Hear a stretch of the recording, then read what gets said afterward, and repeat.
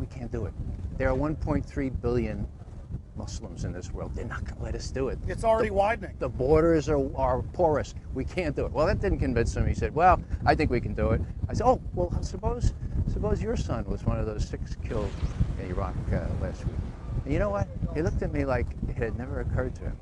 And it wouldn't have occurred to him because it wouldn't be his son, you know. It would be the sons from the farms, it would be the sons from the cities. And so he said, well, I don't buy that either. So I thought, well, maybe I'll try a moral argument on it. I said, well, are you one of those that likes to have the 10 Commandments brought into the schoolhouses and the courtrooms of this? He said, oh, that's a great idea. I said, well, you know, if memory serves, there's one that says, thou shalt not covet thy neighbor's oil. I mean goods. Don't bear false witness. There's one, don't forever what. There's one that says you shouldn't steal. And there's also one against killing, if I remember correct. So maybe you want to subtract 4 and bring in the 6 commandments into the schoolhouses and the courtrooms of this world. Get real. I said, this is a moral issue. We shouldn't be going around killing unarmed civilians and causing more violence where violence is endemic. And what did he say? He turned on his heel, marched out to his SUV, prayed for cheap gasoline, and drove home. I want the oil. Let's educate them, bring them into democracy, and take their oil. Apparently somebody took too much yellow acid and got, you know, the story wrong. The majority of the construction, and the vast majority, like I'd say 90% of the construction that I saw wasn't with the Iraqis, it was with the American bases they were building.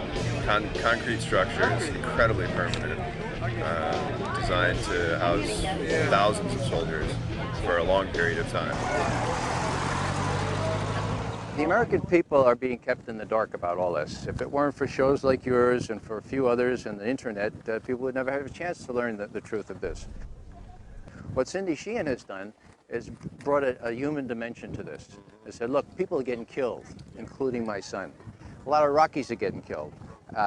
Why don't we face up to whether this war makes any sense at all? Do we really want to have our young people sacrificed for what? We don't know. We don't know what's going on. To tell you the truth, my kids don't know the things that are involved in the decisions I make at my house. And that doesn't mean that they need to be involved in the decisions, because I know better than they know. It's because I'm more informed, and I'll give him that same benefit. You know, we did elect him. Where have we lost our freedom? All across the... Where? They're using Homeland Security against topless bars. They're using Homeland Security against toy store owners. They're using Homeland Security against pot dealers, and that's wrong. They're using Homeland Security, quote, against gang members. It's admitted. Are you familiar that the Gulf of Tonkin never happened? LBJ tapes have now been released. We went to war. Well, you know, I just got to point out to Wolfowitz and Pearl and Feith and Abrams and Wormsers, you know, people like that, who this has been their plan, and it's about, you know, it's about imperialism. It's about abusing a nation's natural resources. It's about greed and power, and it's nothing about keeping America safe or freedom and democracy for the Iraqi people. You know? I believe that America, right from the start of the Bush administration, has been focused on the use of American military power in order to extend control by America of strategic areas in the world. Now we have the Downing Street minutes, which show that as early as July 23, 2002, the head of British intelligence, just back from Washington, said to his prime minister, it's a done deal, the decision for war is inevitable, the war will be, quote, justified by the conjunction of terrorism and weapons of mass destruction, and intelligence and facts would be fixed around the policy of war. There's the proof that the intelligence, all this justification in quotes for the war, was a fraud from day one. The Project for a New American Century, the think tank, with the report called Strengthening America's Defenses. This is frankly a demand for full spectrum dominance by the United States. I think the most chilling aspect of the Project for a New American Century document is this kind of transformation of our foreign policy, this kind of strengthening of America's defenses is a revolutionary change, and is not going to it's not going to happen at all quickly, absent a new catalyst of massive proportions. For example, a new Pearl Harbor.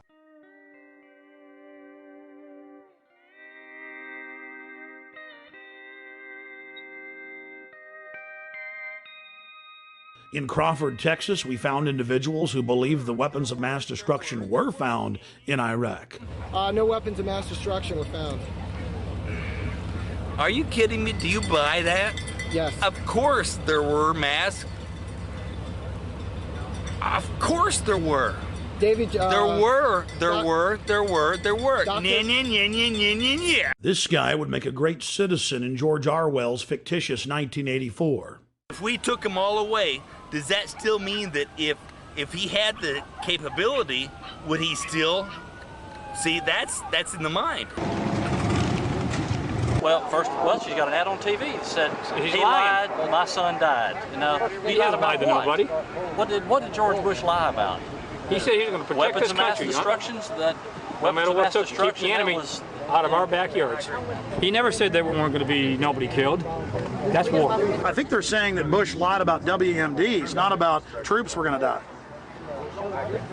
But did he though? Those weapons were there. The authoritarian powers of the state, which are available to government, is very dangerous. And I think we live in a state, we live in states, both the United States and the UK, where the powers to question, to call in evidence, to demand explanation, to hold to account those who are in control are gradually, systematically being weakened. This is very dangerous in a democracy.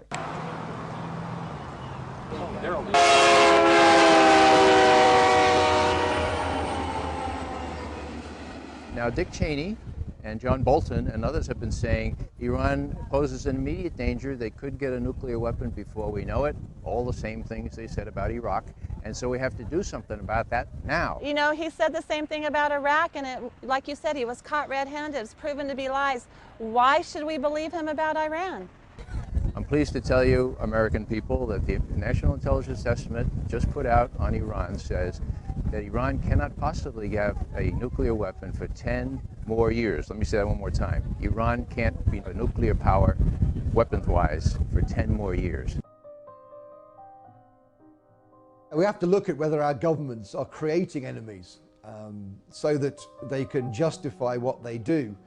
Of course, two of the biggest funders of American presidential campaigns are the oil industry and the arms industry. And it's in their interests that we invade places like Iraq. We're going to let the Israelis, or we're going to do it ourselves, attack the nuclear facilities in Iran. Now, people say, that's crazy.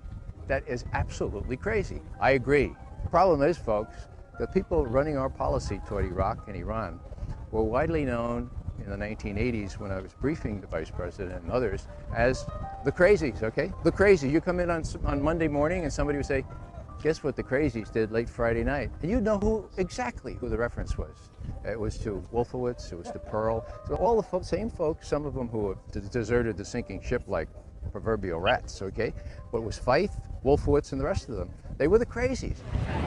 There's a lot of other people that are have a dissenting opinion about this war, and has another view of this war other than Cindy Sheehan, and other people have lost sons in this war and daughters. She needs to really go home and do this little protest some other way besides trying to make things sound like she's the only voice of America.